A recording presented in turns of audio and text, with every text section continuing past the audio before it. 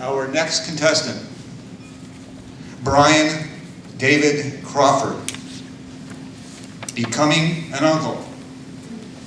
Becoming an uncle, Brian David Crawford.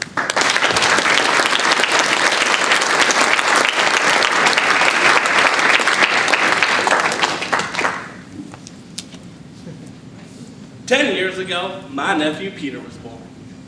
As I held Peter in my arms, I realized something.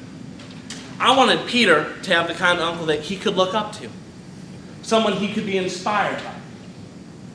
At the time, I was a community college dropout, living in my mother's basement, working at Liberty Taps. You know, I'm the guy out front dancing, trying to get you to come on into Liberty Taps. My life was a big fat joke, and I took nothing seriously at all. I knew what I had to do to give Peter the kind of uncle that he really deserved. I had to lie. So I held him up and I said, Peter, I'm your Uncle Brian, and I invented the internet. Initially, my lies were about everything and anything. I'd say wild things like, I was the Gerber baby.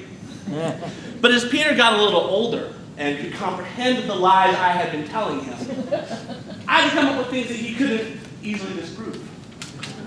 We're driving along the freeway and I hear from the back seat, Uncle Brian, what are those big yellow boxes on the side of the road? Well, Peter, that's called emergency roadside telephone, and I invented it. Really, Uncle Brian, how'd you do that? Well, Peter, it was 1972 and I was hiking through the Andes Mountains. I came across a plane that crashed, filled with rugby players from Uruguay. They were starving and had resorted to cannibalism. I had yet to come up with a triangulation algorithm that would allow cell phones to be invented, so there was no way to call for help. Instead, I had to push their plane 200 miles down the mountainside to the nearest village. When I got there, I realized something. If only there was a phone every quarter mile or so along every road in America, disasters like this could be easily avoided. So I called up my good friend, the President of the United States. I told him my idea, and he gave me the Presidential Medal of Freedom. Wow, can I see it? Peter, I would love to show it to you, but it's at the dry cleaners. We're at a baseball game, and the crowd starts doing the wave. Peter says, Uncle Brian, what are we doing? Well, Peter, this is called the wave, and I invented it. Really, Uncle Brian, how'd you do that? Well, Peter, it was 1947, and I was in Roswell, New Mexico, with my good friend, the Prime Minister of Japan. We were attending a baseball game, and we had just put melted cheese on top of tortilla chips, and thus inventing the nacho. Off in the outfield, there was some lights flashing. The guy says next to me, you know, that might be a UFO. I said, sir, I assure you, the government knows nothing about UFOs. And we all were kind of confused what it might be, so we all stood up to look out. What could this be? Lights disappeared, we all just kind of sat there. During all this, the home team turned an unassisted triple play.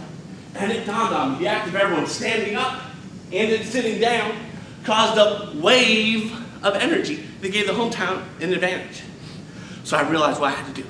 I ran to one side of the stadium. I said, everybody, please, on three, jump up in the air. 1, 2, 3. Thank you. And I ran back and forth across the stadium trying to get people to stand up over and over again.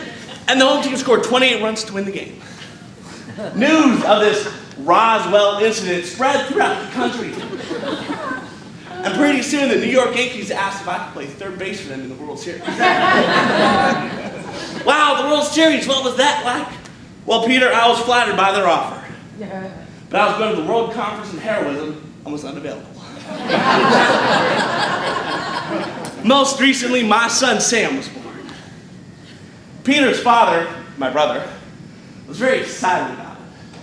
This would give us something to bond over. Fatherhood is something that many brothers really enjoy. I could ask him for advice, and he could give it to me.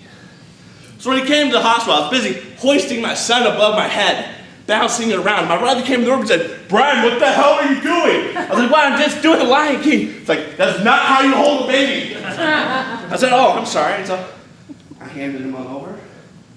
He gave me that kind of look that only an older brother could give. He says, Sam, you already know your mother. You know your father. You see that box over there? The one with the flickering lights? It's called television.